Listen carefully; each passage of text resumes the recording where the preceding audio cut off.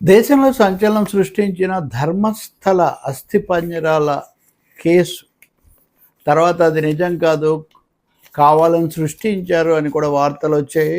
దాని మీద సిట్ కూడా వేశారు, అదంతా నడుస్తుంది. ఈ కేసులో మాస్క్ మ్యాన్ అనేవాళ్ళు, ముసుగు మనిషి అనేవాళ్ళు, ఆ ముసుగు మనిషి చిన్నయ్య ఆయన పేరు అనుకుంటా. ఈయన 2015 డిసెంబర్లో విచారణకు నియమించిన సిట్కు కొన్ని చాలా అంశాల మీద తన వాంగ్మూలాలు చెప్పాడు. అందులో కొన్ని చెప్పిన వాటి మీద ఇంతవరకు చర్య తీసుకోలేదని తాజాగా మొన్న 11వ తారీఖున హైకోర్టులో పిటిషన్ వేశారు. అందులో ఏంటి ఆ పిటిషన్లో ఆయన చెప్పింది అంటే, నటుడు ప్రకాష్ రాజ్ ఎవరైతే బీజేపీ మత విధానాలు మోదీని విమర్శిస్తూ ఉంటారో ప్రకాష్ రాజ్ పేరు నేను చెప్పాను, కానీ దీని మీద ఏం చర్య తీసుకోవట్లేదు అని ఆయన ఆరోపించారు. అందులో జడ్జి దృష్టికి తెచ్చారని, జడ్జి గారు దాన్ని పరిశీలించి అందరికీ నోటీస్ ఇచ్చారని. ఇంకేముంది, వెంటనే ప్రకాష్ రాజ్ దీని వెనక ఉన్నారు. ధర్మస్థల వివాదంలో ప్రకాష్ రాజ్ పేరు సంచలనం సృష్టించింది. ఇదంతా చాలా దావానలంగా ఈ వార్త వ్యాపించింది. ఆంధ్రప్రదేశ్ బీజేపీ ఉపాధ్యక్షుడు అయితే ప్రకాష్ రాజ్ని అరెస్ట్ చేయాలి వెంటనే అని కూడా ఆయన అడుగుతున్నారు. ప్రకాష్ రాజ్ దీని మీద ఏమీ స్పందించకుండా లేరు, ఆయన స్పందించారు. ఏమనంటే సున్నితమైన విషయం, దీని మీద చాలా జరుగుతున్నాయి, నేను 2 రోజుల్లో వచ్చి అన్ని వివరాలు మీకు చెప్తానన్నారు. ఆయన ఏదో ఈ కాక్రోచ్ జనతా పార్టీ వాళ్ళ ప్రదర్శనలో కూడా పాల్గొంటారు బెంగళూరులో అని చెప్తున్నారు. అక్కడ వచ్చి పాల్గొనేమన్నా చెప్తారేమో, వేరే ఆ సందర్భంలో మనం చూడాలి. ఏదైనప్పటికీ ఈ చిన్నయ్య అని ఆయన చెప్తున్నా, లేదా అది కూడా ఇక్కడ కోర్టు కాదు, అప్పుడు సిట్కు చెప్పారంటున్న విషయం ఏంటి అంటే, తనను కొంతమంది ప్రలోభ పెట్టారు, 50 లక్షలు ఇస్తాము. ధర్మస్థలం ధర్మకర్తగా ఉన్నటువంటి హెగ్గడే అనే ఆయన్ను కనుక మనం తప్పించగలిగితే, ఆయన మీద నువ్వు అసత్యారోపణలు చేస్తే 50 లక్షలు ఇస్తామని చెప్పి తనను కొంతమంది ప్రభావితం చేశారు. అలాంటి వాళ్ళలో ఒక వ్యక్తి గిరీష్ మట్టన్నవర్. అతను తనను ప్రకాష్ రాజ్తో కూడా మాట్లాడిస్తానని చెప్పి ప్రకాష్ రాజ్ నెంబర్కి ఫోన్ చేశారు. ప్రకాష్ రాజ్ తనతో తమిళంలో మాట్లాడారు. నువ్వు ఆయనకు చెప్పిన పోలీసులకు చెప్పు, నేను అక్కడికి వచ్చినప్పుడు నేను హగ్ చేసుకుంటానన్నారు అని చెప్పారు అని ఈయన వాళ్ళకి చెప్పారు. ఎవరికి? సిట్టుకు. సిట్ దాంట్లో ఈ పేరు కనిపించట్లేదు. అంటే ప్రకాష్ రాజ్ మీద నేను చెప్పింది ఎందుకు తీసుకోలేదు అని ఆయన ఇప్పుడు కోర్టుకు ఫిర్యాదు చేశారు. కోర్టు నోటీసులు ఇచ్చింది. త్వరలో 29కి అప్పటికే వాయిదా వేశారు. ఇంత లోపల ప్రకాష్ రాజు రంగంలోకి రానే వచ్చారు. చాలామంది చాలా చెప్తుంటారు, పేరు వచ్చినంత మాత్రాన మీరు వెంటనే ఇది చేయకండి, నేను అన్ని వివరాలు చెప్తానని ఆయన చెప్పారు. ఇదే కొంతమంది మీడియా వ్యాఖ్యాతలు ఆ కేసుకు సంబంధించిన వాళ్ళు కూడా చెప్పారు.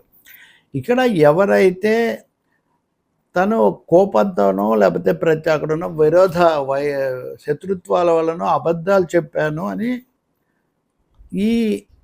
మొదట ఈ అంశాన్ని లేవనెత్తిన ఈ మాస్క్ మ్యాన్, ఈ ముసుగు మనిషి అతనే చెప్పాడు. చెప్పిన తర్వాత దాని కారణాలు కూడా నేనే ఇవన్నీ కల్పించి చెప్పానని ఆయనే చెప్పారు అన్నది కూడా సిట్ నివేదికలు వీటన్నిటిలో ఉంది మనకు అర్థమైనంతలో. కోర్టు కూడా వాటన్నిటిని పరిగణనలోకి తీసుకుంది.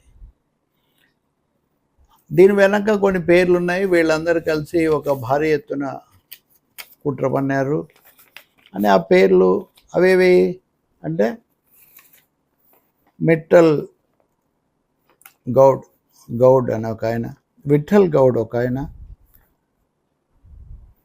తిమిరోడి అనే ఒక ఆయన, మహేష్ శెట్టి తిమిరోడి, జయంత్, ఇలాంటి వాళ్ళంతా వీళ్ళందరూ అక్కడ దానికి కొంతమంది యూట్యూబర్లు, వీళ్ళల్లో కొంతమంది ఏమో ఆ సంస్థలో బహుశా వివిధ ముఠాలకు చెందిన వాళ్ళు అంటారు. ఏదైనా అక్కడ ఆ వ్యవస్థతో రకరకాల సంబంధాలు కలిగిన వాళ్ళందరూ కలిసి ఏం జరిగింది, కావాలని కల్పించారా, లేకపోతే ఏదైనా ఉంటే ఆధారాలు ఉంటే బెదిరింపులకు బ్లాక్మెయిలింగ్కు పాల్పడ్డారా, ఇవన్నీ లోతుగా తేల్చాల్సిన విషయాలు. కానీ మొత్తంగానే అప్పుడు ఈ అంశం అందరూ పవిత్రంగా భావించే చోట ఇట్లాంటి వివాదం మంచిది కాదు, దాన్ని తొందరగా ముగించాలన్న పద్ధతిలో ప్రభుత్వం కూడా ఉన్నది, కాంగ్రెస్ ప్రభుత్వం, బీజేపీ ప్రభుత్వం కూడా కాదు. వీళ్ళందరూ చేశారు. ఆ క్రమంలో అది తర్వాత దాన్ని అక్కడికి ఆపేశారు.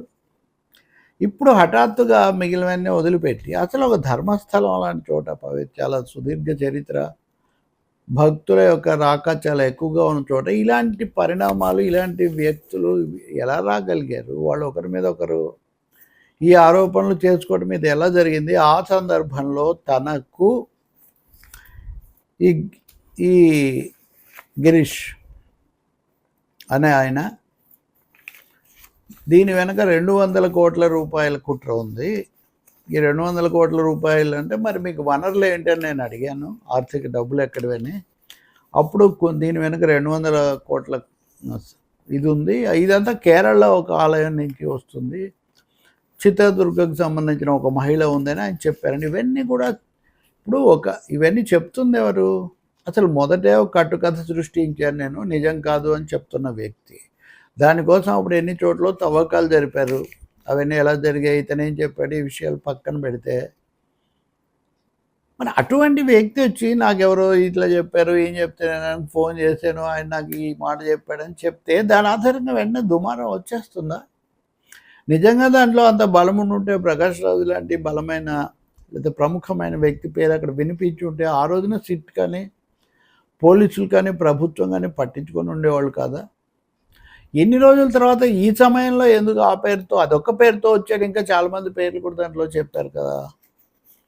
మూడవది, ఒక చోట ఒక ఆధ్యాత్మిక క్షేత్రంలో లేదా పవిత్ర స్థానంగా భావించే చోట ఇలాంటి గొడవలు జరిగితే దాన్ని ఆధారంగా ఇంకా లోతుల్లోకి వెళ్ళి అనేక అంశాలు తవ్వి తీయాలా, లేకపోతే కేవలం ఒకరెవరో అయితే ఒక దశలో ఇది ఇంతటితో ఆపేద్దాం అనుకుంటే ఆపేస్తారా?